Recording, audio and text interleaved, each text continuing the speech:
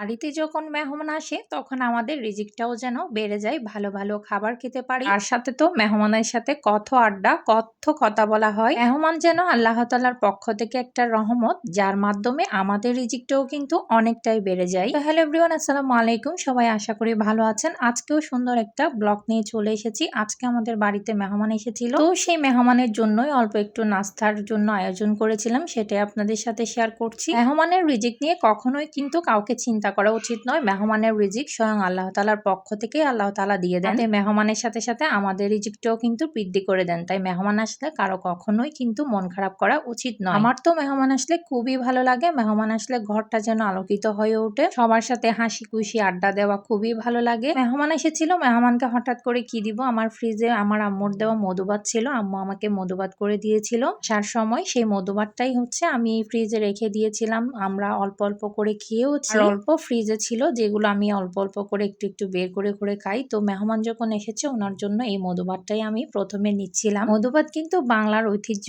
এই মধুভাত কিন্তু সবার ঘরে ঘরে পাওয়া যায় না, এটা অনেকেই হয়তো খাইনি কোনোদিন। আমাদের মা চাচিদের আমল চলে গেলে হয়তো এই মধুভাতটা এই দুনিয়া থেকে উঠেই যাবে, কারণ আমাদের পক্ষে কখনো এগুলো করা সম্ভবই হবে না। মায়েরা যতদিন বেঁচে আছে ততদিন হয়তো এই পুরোনো দিনের নাস্তাগুলো আমাদের খাওয়া হবে, আর না হয় এই যে কেনা নাস্তাগুলোই খেতে হবে। এই যে কেনা নাস্তা আমার হাতেই রয়ে গেছে স্যান্ডউইচ। আমি যেহেতু মেহমান এসেছে খুব অল্প সময়ের মধ্যে কিছুই করতে পারেনি, আমি হাজবেন্ডকে বলেছিলাম আসার সময় কিছু একটা কিনে নিয়ে আসতে, তো উনি চোখের সামনে যেটাই দেখেছে স্যান্ডউইচ ওইটাই কিনে নিয়ে এসেছিল। ও দুর্ভাগ্যবশত মেহমান কিন্তু স্যান্ডউইচটা একদমই খায়নি, উনি ওই মধুভাতটাই খেয়েছে। মধুভাতটা নাকি ওনার অনেক ভালো লেগেছে। স্যান্ডউইচটা আসলে মেহমানের জন্য এনে কোনো লাভই হলো না, এক টুকরো কিন্তু খায়নি স্যান্ডউইচটা। তো এরপরে আমরা হাজবেন্ড ওয়াইফ মিলে স্যান্ডউইচ দুইটা খেয়ে নিয়েছিলাম। মেহমান আমাদের জন্য আসার সময় এই পুডিং বাটিটা নিয়ে এসেছে। আমি ফার্স্ট এরকম বাটিতে যে মাটির হাঁড়িতে পুডিং হয় ফার্স্ট দেখলাম, এর আগে আমার এটা কখনোই দেখা হয়নি। আমি তো প্রথমে এটা দেখে চিনতেই পারছিলাম না এটা আসলে কি। আমি সবসময় মাটির হাঁড়িতে দই